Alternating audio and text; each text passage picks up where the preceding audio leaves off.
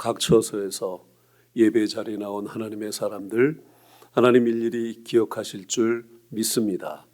이제 마음의 소원, 또 세상의 모든 짐, 이제 주 앞에 내려놓는 마음 믿음으로 주 앞에 나온 하나님의 사람들, 이제 그들의 마음의 예배를 통해 하나님의 은혜 채워진 역사 속에 저들의 마음이 시원케 하시고 저들의 짐이 온전히 주님이 져주시는 귀한 은혜의 경험이 있게 하여 주시옵소서. 말씀 위에 기름 부어주시고 전하는 자나 듣는 자가 온전히 그 하나님의 말씀의 권위에 아멘으로 순종하는 귀한 시간 되도록 인도하여 주옵소서. 예수님의 이름으로 기도하옵나이다. 아멘. 오늘 주시는 하나님의 말씀은 창세기 1장 31절입니다. 창세기 1장 31절 우리 한 절만 보겠습니다.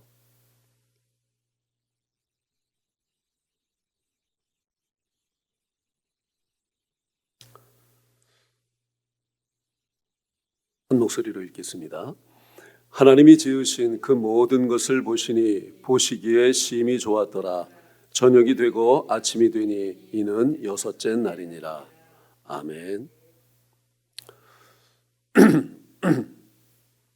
여러분, 모자람이 없이 충분하고 넉넉하여서 마음이 흡족한 상태, 이것을 어떤 단어로 표현을 하는지 아시죠? 만족이라는 단어로 표현을 합니다.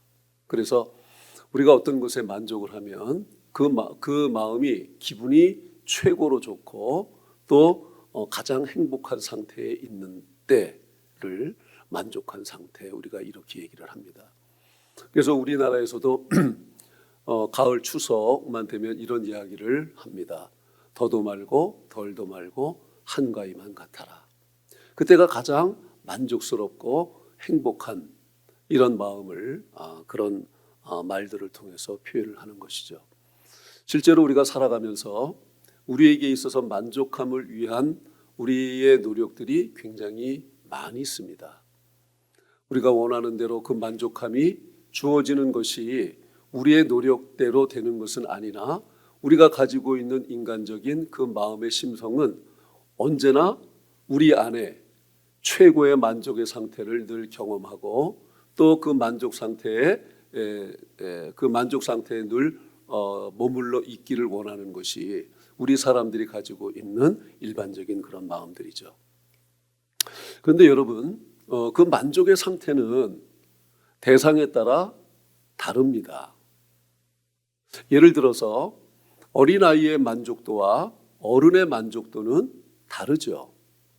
어린아이의 만족도가 어른의 만족도보다 높을 수 없습니다. 또 인격을 갖춘 자와 인격을 갖추지 못한 자의 그 만족도도 다를 수밖에 없고요. 지식을 많이 가진 자와 그렇지 않은 자, 그 사람도 마찬가지라는 것입니다. 그래서 일정한 수준을 갖고 또 어떤 자격을 갖춘 자일수록 그 만족도는 높을 수밖에 없는 겁니다. 자, 그래서 가장 높은 수준의 만족도를 가진 사람은 결국 가장 높은 수준에 있는 사람, 이렇게 이야기를 할 수 있죠. 그럼 여러분, 가장 높은 수준의 만족도를 가져서 가장 높은 수준에 있는 자 누구일까요? 하나님이시죠. 그렇죠. 가장 높은 수준의 만족도를 가지고 있는 분, 그래서 가장 높은 수준에 계신 분이 하나님이시죠. 자, 그래서 하나님의 만족 수준은 가장 높은 겁니다. 우리가 이렇게 표현을 하지만 그러나 실제로 하나님이 가지고 계신 그 만족도의 수준은 우리 인간은 감히 상상하기가 어려울 정도의 그런 수준임을 우리는 짐작할 수 있습니다.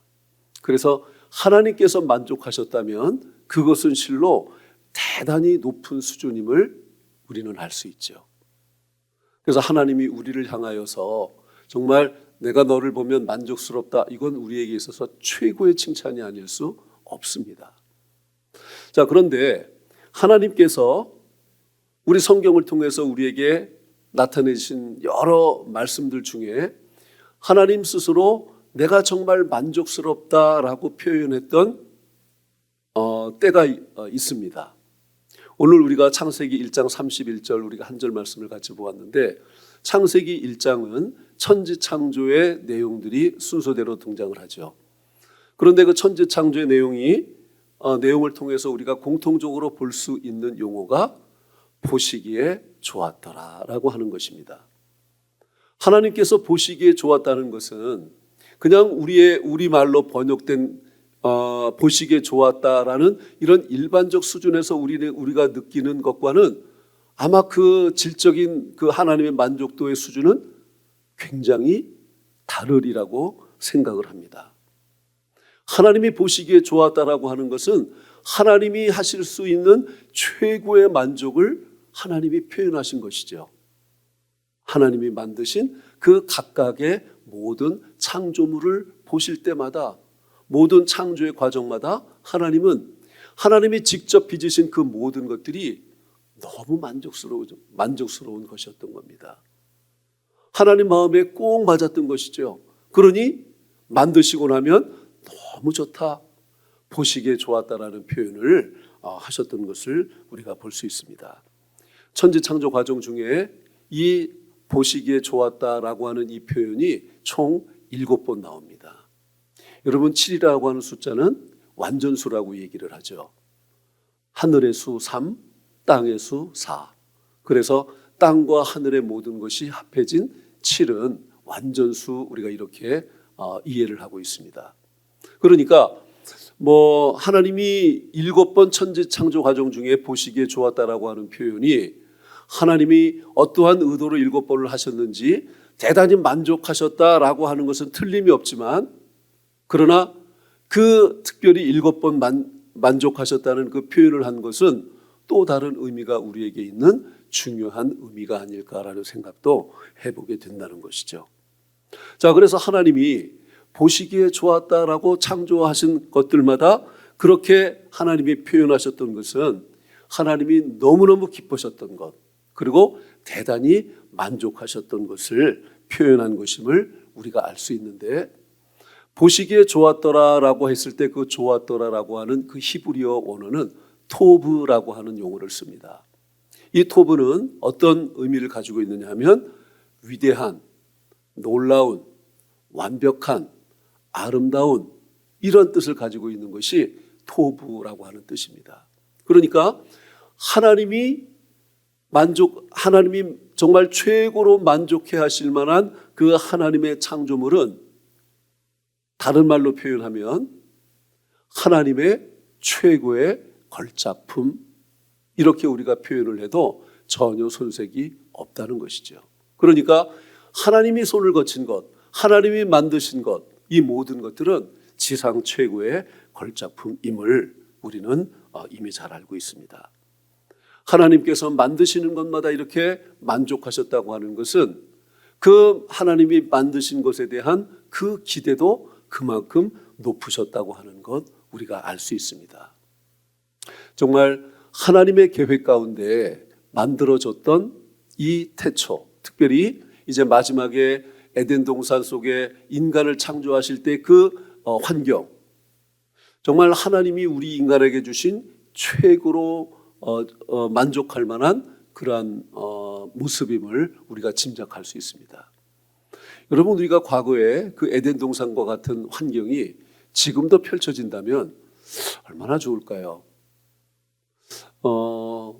그것이 에덴 동산이 이 땅에 다시 회복될런지 우리는 정확하게 잘 알 수는 없지만, 그러나 성경 속에서 나타난 그 에덴 동산이 우리 이 지상에 다시 회복될 수 있다면 정말 얼마나 정말 아름답고 멋지고 완벽하고 모든 것 부족함 없는 최고 수준의 우리의 삶의 환경이 아닐까, 이런 생각을 해보게 되는데, 실제로는 그런 완벽한 장소였던, 또 완벽한 환경이었던 하나님의 창조의 세계가 지금도 하나님이 정말 보기에 좋다라는 이러한 표현을 여전히 하실까? 아마 지금은 하나님이 보시기에 좋았다라고 하는 이 하나님 스스로의 표현이 지금은 그렇게 나타날 수 없는 상황이지 않을까라는 생각을 해보게 됩니다. 왜냐하면 우리가 살고 있는 이 상황은, 또 이 하나님의 창조의 세계는 마치 중병에 걸린 것 같은 중환자와 같은 상황이 아닌가 생각이 될 정도로 곳곳에 많은 문제들이 나타나고 있음을 보게 되죠. 가장 완벽한 상황에서 창조되었던 하나님의 창조의 질서가 파괴됐기 때문에 그런 것입니다. 그 중에 하나가 지구온난화, 이렇게 얘기할 수 있겠죠.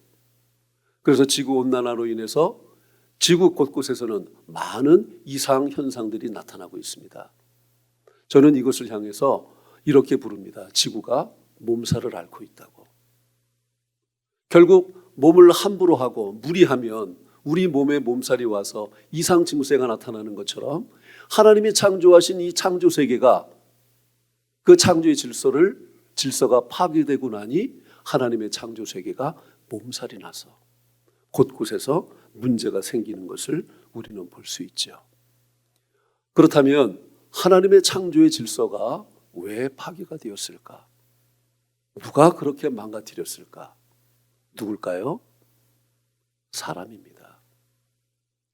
우리 사람이 하나님의 창조 세계를 망가뜨려 놨습니다. 하나님의 창조 질서를 흐트러 놓았습니다. 하나님의 창조 질서가 파괴된 세상은, 그래서 지구가 몸살을 앓고 있는 그런 증상들 때문에 세상은 거칠어졌고, 그 거친 세상 속에서 살아가는 우리의 삶은 힘들 수밖에 없는 상황이 되어버리고 말았죠. 그래서 그 안에서 참된 안식과 평안을 누리기가 여간 어려운 일이 아닐 수 없는 것입니다. 그래서 모든 사람들이 원하는 가장 만족한 상태, 가장 평안한 상태, 가장 안정된 상태는 하나님의 창조 질서가 다시 회복되면 가능하다는 겁니다. 그러나 지금은 그것이 아직 회복되지 않은 상태에 있죠. 우리 사람들은 물론이지만 이 세상을 만드신 하나님도 이 파괴된 하나님의 창조 질서가 다시 회복되기를 원하십니다. 이 망가뜨려져 버린 이 하나님의 창조의 질서가 어떻게 다시 회복될 수 있을까요? 이 일을 어떻게 가능하게 만들 수 있을까요? 누가 이 일을 할 수 있을까요? 그것도 사람입니다. 이 창조의 질서를 망가뜨린 대상도 사람이고요. 이 창조의 질서를 다시 회복시킬 수 있는 대상도 사람입니다. 원래 우리 사람이라는 존재는 하나님께서 마지막에 지으신 이후에 하나님이 창조하신 모든 피조 세계를 다스리도록 우리에게 맡기셨죠. 그래서 우리는 그 안에서 생육하고 번성하고 다스리고 그것을 잘 하나님의 뜻 가운데에서 관리를 잘 했으면 되는 것입니다. 그리고 우리에게는 당연히 그러한 의무가 있는 것이고요. 그런데 우리가 그것을 잘못 수행했습니다. 관리자로 맡겼는데 오히려 그것을 흐트러뜨리고 망가뜨리는 그러한 원인을 제공하는 자로 우리의 사람의 상황이 바뀌어졌다는 것입니다. 우리 인간의 욕심이, 나의 이익만을 구하는 인간의 그 욕심들이 결국은 하나님의 창조 질서를 파괴하고 망가뜨리고, 결국 하나님이 창조하신 이 세계가 거칠고 그 안에서 살아가는 모든 사람들이 상호간에 힘든 상황 가운데 놓일 수밖에 없는 것들을 인간이 자신이 가지고 있는 자신의 유익, 자신의 이익만을 추구하는 이기적 욕심 때문에 그 모든 것들이 망가진 상태가 되어버린 것이죠.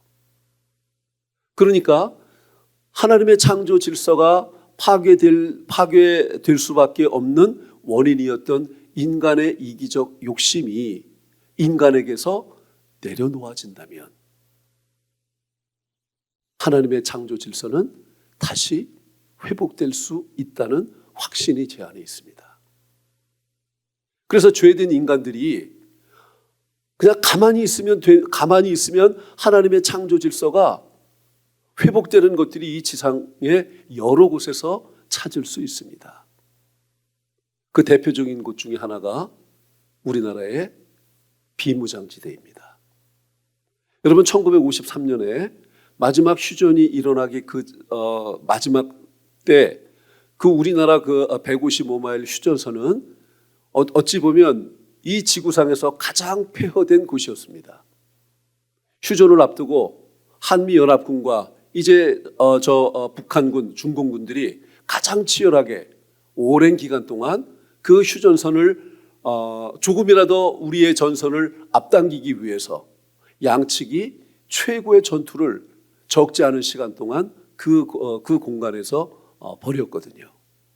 그래서 휴전이 되고 난 이후에 그 지역은 지상에서 가장 황폐한 곳이 되어버리고 말았습니다. 그런데 지금은 어떤가요? 여러분 잘 아시는 것처럼 비무장지대는 일반 사람들이 출입이 안 되죠. 휴전협정에 의해서 일부 허가된 군인들, 또 허가된 사람들, 장비들, 소수의 것들만 그 안에 출입이 가능한 상황이 되어버렸죠. 그래서 약 한 70년 정도 시간이 지나고 나니까 지금은 가장 지구상에서 황폐했던 그곳이 지금은 지구에서 가장 생태계가 잘 보존된 곳이 되어버렸습니다. 저는 이곳에서 희망을 갖게 됩니다. 사람들의 욕심 때문에 파괴된 하나님의 창조 질서는 인간의 욕심이 제어되면, 인간의 욕심이 내려놓아지면, 인간에게 있어서 그 인간의 욕심이 사라져버리면 가장 황폐했던 것이 생태계의 보고가 된 우리 DMZ처럼 이 세상도 그렇게 될 가능성이 있다고 저는 보고 있습니다.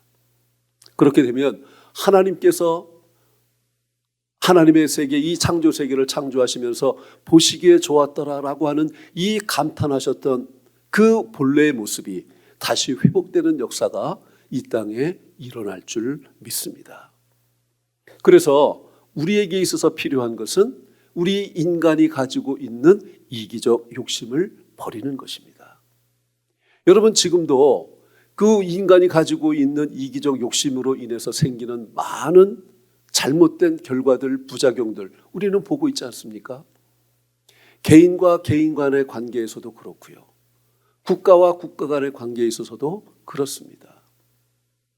여러 번 말씀을 드렸지만 지금 러시아와 우크라이나 지금은 국제사회에서 가장 큰 이슈가 지금 되고 있는데 이것도 왜 일어났습니까? 욕심 때문에 일어났죠. 내 이익을 극대화시키기 위한 그 욕심 때문에. 그래서 우리 인간 세계에서 이 욕심이 제어될 수 있다면 이 땅은 DMZ처럼 본래 생태계의 그 모습들을 다시 회복하는 역사가 있게 될 것이라는 겁니다.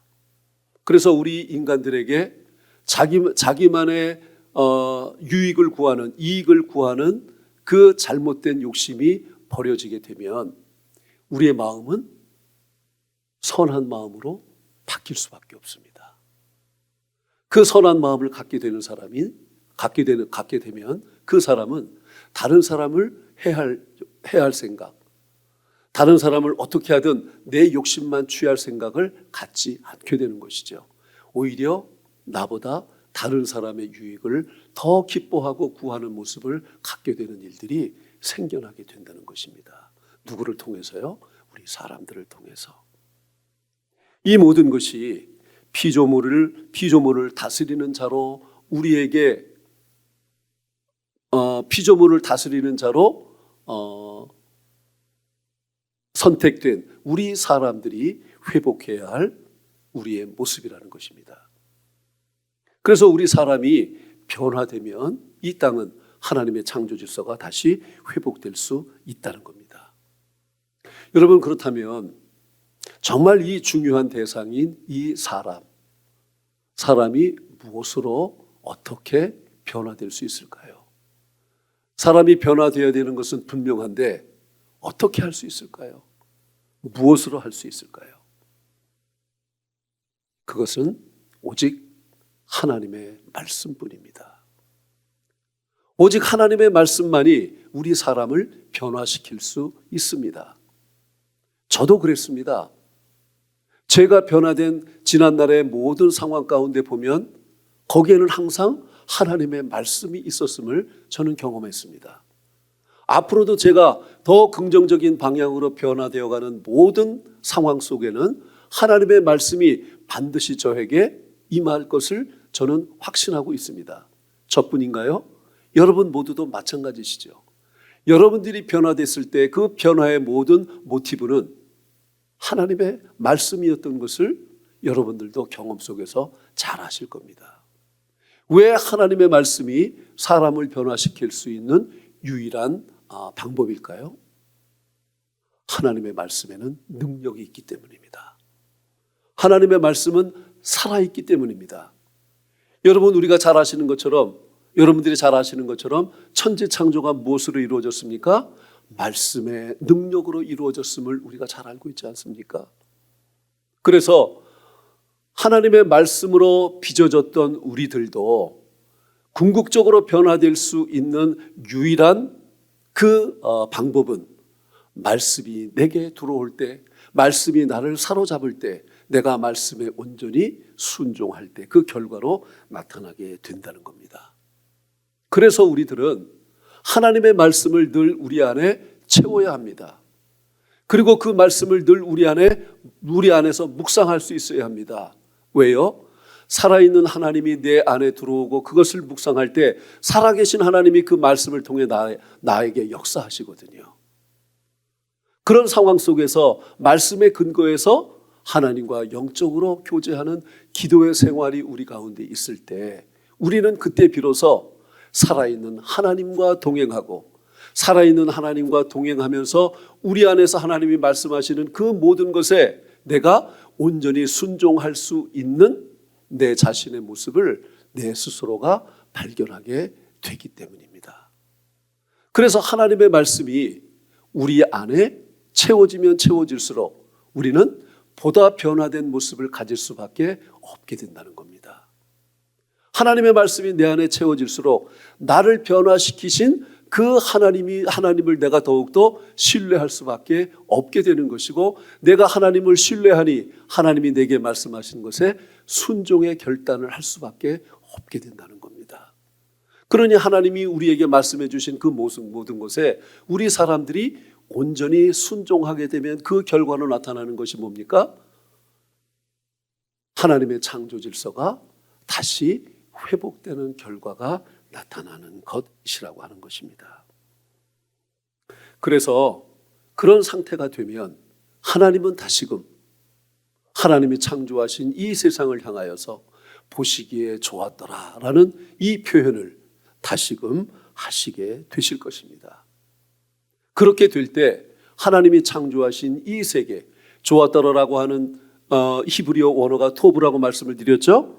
위대하고 놀랍고 아름답고 완벽한 그 모습, 그야말로 이 세상 어디를 가든 우리 눈에 보이는 것, 내가 경험하는 모든 것들은 하나님의 걸작품임을 우리들 스스로가 인정하지 않을 수 없는 상황들을 우리가 경험하게 될 수 있다는 것입니다. 그래서 나를 비롯한 모든 사람들에게 있어서 가장 중요한 것이 바로 말씀으로 회복되는 일입니다. 말씀으로 회복되어야 하나님을 그만큼 우리가 경험할 수 있게 되는 것입니다. 하나님이 경험되면 경험될수록 우리가 하나님과 그만큼 동행의 시간이 많았음을 우리가 알 수 있게 되는 것이죠. 그래서 우리는 하나님의 말씀을 가르치고 또 하나님의 말씀으로 훈련받는 이 두 가지가 우리에게서 일어나야 한다는 것입니다. 이것이 무엇으로 가능합니까? 이것을 우리가 무엇으로 표현합니까? 가르치고 배움, 이것을 우리는 교육이라고 하는 것으로 표현을 하죠. 여러분, 이 교육은 우리가 이야기하는 이 교육은 동물들을 가르치기 위한 것이 아니죠. 사람을 가르치기 위한 교육을 지금 말씀을 드립니다. 여러분, 우리가 교육 그러면 사실 지금은 교육을 분류하면 국어교육, 수학교육, 과학교육, 체육교육, 미술교육, 기독교 교육 이렇게 나누고 있는데 저는 이런 교육의 분류는 저는 동의하지 않습니다. 왜냐하면 교육이라는 것은 사람이 사람다운 모습으로 사람의 온전한 모습을 갖출 수 있도록 하기 위해서 가르치고 또 배우는 행위이거든요. 자, 사람이 사람다운 모습으로 세워지는데, 그렇다면 사람이 사람다운 모습으로 세워지는 데는 분명한 목적이 있는 겁니다.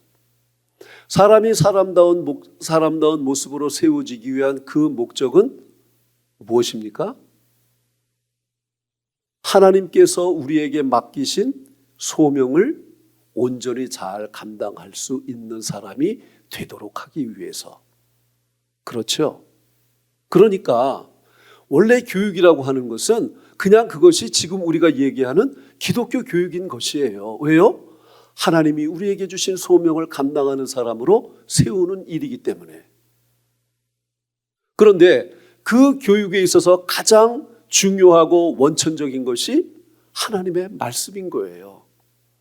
하나님의 말씀으로 우리가 바로 세워지고 그렇게 세워진 사람에게 이 세상 가운데서 온전한 세상에 나가서 그가 해야 할 기능과 역할을 하기 위해서 언어 교육도 필요하고 수학 교육도 필요하고 과학 교육도 필요하고 예술 교육도 필요하고 체육 교육도 필요한 것이지요.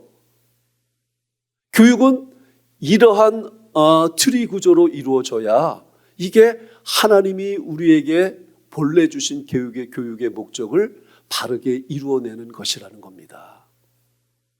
이게 바로 교육인 거예요. 그래서 교육 그러면 사람을 사람답게 세워서 하나님이 주신 소명을 온전히 감당하도록 하기 위한 것이기 때문에 교육 그러면 그것 자체가 알맹이는 기독교 교육인 겁니다. 그리고 그 중심에는 하나님의 말씀이 있는 것이고, 다시 한번 말씀드리지만 그러나 우리가 세상 속에서 소금과 빛의 역할을 해야 하기에 언어도 필요하고 수학도 필요하고 예술도 필요하고 이런 것들이 필요한 것이죠. 그래서 학교에서 이런 것들을 배우게 되는 거죠. 그러나 근본적인 것은 하나님의 말씀으로 먼저 세워지는 일이 교육에 있어서 처음과 마지막이라고 하는 것입니다. 이렇게 해서 사람이 온전하게 변화될 수 있어야 된다고 하는 겁니다. 그러면 누가 먼저 변화되어야 할까요? 저 사람 먼저 변화되어야 할까요? 내가 보기에 지금 가장 악하다고 여겨지는 지구상의 그 어떤 사람, 그 사람이 먼저 변화되어야 할까요? 아닙니다. 내가 먼저 변화되어야 합니다. 내가 먼저 변화되어야 합니다. 그러나 우리는 내가 먼저 변화되는 것에는 관심이 적고 저 사람이 먼저 변화되어야 된다고 얘기하는 경우가 얼마나 많은지 모릅니다. 우리는 가끔 농담으로 이런 이야기 하죠. 하나님은 뭐 하시지? 저 사람 빨리 안 데려가시고. 그렇지 않습니다, 여러분. 다른 사람이 나를 볼 때 내가 그런 대상으로 불리울 수도 있습니다. 내가 변화되면 됩니다. 내가 온전히 하나님이 기대하시는 모습으로 변화되면 내 옆 사람도 나를 보고 동기부여가 됩니다. 그리고 그 옆 사람은 또 그 사람을 보고 또 새로운 동기부여가 되어서 우리 주변에 있는 모든 사람들이 나로부터 변화된 모습의 영향 속에서 내 주변으로부터 저 먼 곳 땅끝까지 모든 사람들이 변화된 모습을 갖게 되는 결과를 우리는 경험할 수 있게 된다고 하는 것이죠. 따라서 변화의 출발점인 내가 먼저 변화되는 일에 우리가 가장 관심을 기울여야 합니다. 다시 한번 말씀드립니다. 우리는 무엇으로 변화될 수 있습니까?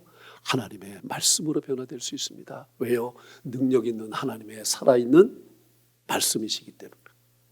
살아있는 하나님의 말씀이시기 때문에 그렇습니다. 그래서 우리가 늘 그래왔던 것처럼 지금부터 우리가 더욱더 관심을 가져야 할 것은 살아있는 하나님의 말씀이 살아있는 내 안에서 온전히 살아있는 능력으로 발휘될 수 있도록 나를 온전히 하나님의 말씀으로 채우고 무장시키고 그 안에서 하나님을 경험하고 그분과 늘 동행해 가며 하나님의 신뢰를 내 안에 쌓으면 쌓은 만큼 온전히 그 말씀을 통해서 내게 감동하시는 하나님의 뜻에 순종하는 그 열매를 내가 맺을 수 있기에 나로부터 변화되는 모습들이 나타나면 땅끝에 있는 그 사람도 변화되는 일이 일어나게 된다는 겁니다. 이 귀한 은혜가 우리가 주님을 만나는 그날까지 지속적으로